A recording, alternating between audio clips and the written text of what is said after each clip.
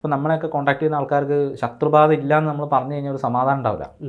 നമ്മൾ ശത്രുബാധ ഉണ്ടെന്ന് പറയുന്നവരെ ആൾക്കാർ ചോദിച്ചുകൊണ്ടിരിക്കും, എനിക്ക് ശത്രുബാധ ഉണ്ട്. ഇതെന്താ വെച്ചാൽ ഇവർക്ക് ഇത് എവിടെയെങ്കിലുമൊക്കെ ചെന്ന് കേട്ടിട്ടുണ്ടാകും. അയലത്തെ വീട്ടിലെ ആളാണ്, ഇതിലൂടെ പാൽക്കാരൻ പാൽ കൊണ്ടു തരുന്ന ആൾ കുട്ടിക്ക് കൈവശം കൊടുത്തു, അയാളതൊന്നും അറിഞ്ഞിട്ട് തന്നെ ഉണ്ടാവില്ല. മനസ്സിലായില്ലേ? അപ്പോൾ ഇങ്ങനത്തതൊക്കെ കേൾക്കാൻ വേണ്ടിയിട്ട് ഭയങ്കര ഇഷ്ടപ്പെടുന്ന ആൾക്കാരാണ്. അപ്പോൾ ഇത് നമ്മൾ ചില ആൾക്കാർ യൂട്ടിലൈസ് ചെയ്യും. ഈ ശത്രുദോഷം എന്ന് പറയുന്നത് ഞാൻ മുമ്പും പല വീഡിയോകളിലും പറഞ്ഞിട്ടുണ്ട്. നമ്മൾ തന്നെ മനസ്സിലാക്കി നമ്മുടെ ദോഷത്തിന്റെ കാരണം ഇയാളാണെന്ന് ചിത്രീകരിച്ച് അത് ചില ആൾക്കാർ പറയുകയും ചെയ്യും. ഓക്കെ, ചില ജ്യോതിഷന്മാരോ അല്ലെങ്കിൽ ചില അങ്ങനത്തെ ഒരു സ്ഥാനത്തിരിക്കുന്ന ആൾക്കാരോ പറയുകയാണ്, ഇപ്പം നിങ്ങളുടെ വീടിൻ്റെ അടുത്തുള്ള, അത് അവരെ കുറ്റം പറഞ്ഞിട്ട് കാര്യമില്ല, ആൾക്കാർക്ക് ഇത് കേൾക്കണം.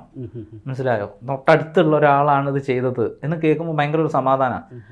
അപ്പോൾ ഈ വ്യക്തിയാണോ ഇത് ചെയ്യാന്ന് പറയുന്ന സമയത്ത് ഇതിനകത്ത് ഈ പറഞ്ഞ പോലെ ദ്രവ്യങ്ങളുടെ ഹീനത, പിന്നെ ഇതിനകത്ത് ഉപയോഗിച്ചിരിക്കുന്നതായിട്ടുള്ള വാക്യങ്ങൾ അനുസരിച്ചുള്ള ദ്രവ്യങ്ങളെ എടുക്കാൻ പഠിക്കണം. ഇതെല്ലാം അറിഞ്ഞ ഒരാൾക്ക് മാത്രമേ എന്ത് ചെയ്യാൻ പറ്റുള്ളൂ, ഇത് കൃത്യമായിട്ട് അപ്ലൈ ചെയ്യാൻ പറ്റുള്ളൂ എന്നുള്ളൊരു സത്യമുണ്ട്. അപ്പോൾ ഇത് എല്ലാവർക്കും കഴിയുന്നൊരു കാര്യമല്ല. എല്ലാവർക്കും കഴിയാതിരിക്കാൻ വേണ്ടിയിട്ടുള്ള രീതികൾ പണ്ടേ ഋഷീശ്വരന്മാർ ചെയ്തു വെച്ചിട്ടുണ്ട്. അല്ലെങ്കിൽ ഇത് എല്ലാവരും എടുത്ത് ഉപയോഗിക്കുമല്ലോ.